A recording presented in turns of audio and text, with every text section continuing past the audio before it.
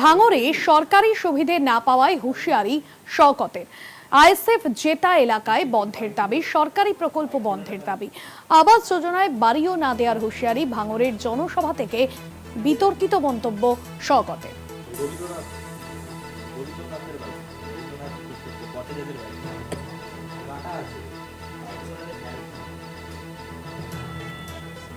আবাস যোজনায় বাড়ি না দেওয়ার হুঁশিয়ারি। ভাঙড়ের জনসভা থেকে বিতর্কিত মন্তব্য করেছেন শওকত।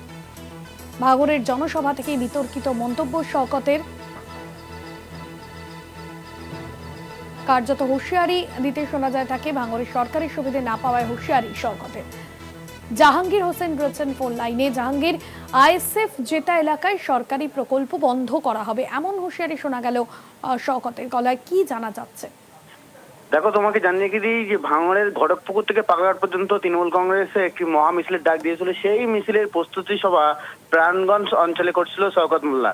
কার্যত সেই সভাতে বক্তব্য রাখতে গিয়ে শওকত মোল্লা কড়া হুঁশিয়ে দিলেন বিরোধী নেতাদের। কারণ তিনি বলেন যে সরকারি বা শাসক দলের বিরোধিতা করলে সরকারি কোনো সুবিধা পাওয়া যাবে না, এমনই কড়া হুঁশিয়ে দিলেন ক্যানিংপুর বিধায়ক শওকত মোল্লা। শুধু তাই নয়, আগামী দিনে যে ভাঙড়ে যে 3টি অঞ্চলে হেরেছিল, অর্থাৎ শানপুকুর অঞ্চল এবং চালতেবাড়ি অঞ্চল, পোলেট 1 নম্বর অঞ্চল, সেই অঞ্চলে যাতে আবাস যোজনার ঘর তারা বিরোধীরা না পায়, সেদিকটাও কিন্তু নজর রাখার কথা নির্দেশ দিলেন তার কর্মী সমর্থকদের। কার্যত তার তৃণমূল কংগ্রেস যে সমস্ত দলীয় কর্মী বা নেতৃত্ব যারা উপস্থিত ছিলেন, কার্যত তাদেরকে উদ্দেশ্য করেই বক্তব্য দিলেন যে বিরোধী দলের অর্থাৎ আইএসএফ বা সিপিএম বা অন্যান্য যে সমস্ত বিরোধী দল আছে, তারা যাতে কোনো রকম ভাবে সরকারি সুযোগ সুবিধা না পায়, বিশেষ করে যে আবাস যোজনার ঘর না পায়, সেদিকটা দেখার নির্দেশ দিলেন।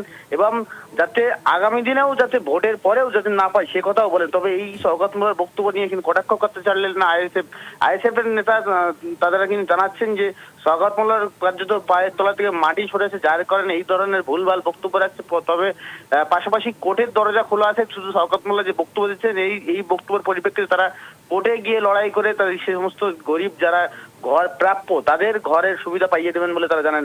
তবে এই শওকত মোল্লার এই বক্তব্যকে যথেষ্ট চাঞ্চল্য সৃষ্টি হয়েছে। তবে শওকত মোল্লা বারবার হুঁশিয়ারি দিলেন, আগেও তিনি হুঁশিয়ারি দিলেন, এবারও তিনি হুঁশিয়ারি দিলেন যে যাতে কোনো রকম ভাবে সরকারি সুযোগ সুবিধা না পায়, বিশেষ করে ঘর না পায়, তার দিকে নজর রাখার নির্দেশ দিলেন। ধন্যবাদ জাহাঙ্গীর।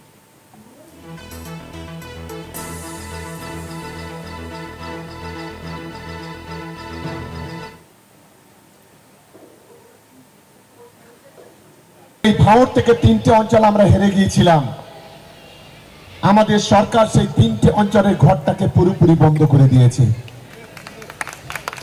দাদার খাবে আর মামার গাইবে, বলবে ওটা মমতা বন্দ্যোপাধ্যায়ের বাবার টাকা। মমতা বন্দ্যোপাধ্যায় সরকার টাকা দেবে আর তার মা মাসি নিয়ে এই চালতাবেড়ি আর শানপুকুরের কিছু সমাজ বিরোধী তারা টানাটানি করবে। আমরা বলছি টাকা আমরা বন্ধ করে দিয়েছি, যদি হিম্মত থাকে বাপের বেটা হও, সেই টাকা নিয়ে নাও। দেখি কত বাপের বেটা আছো তোমরা।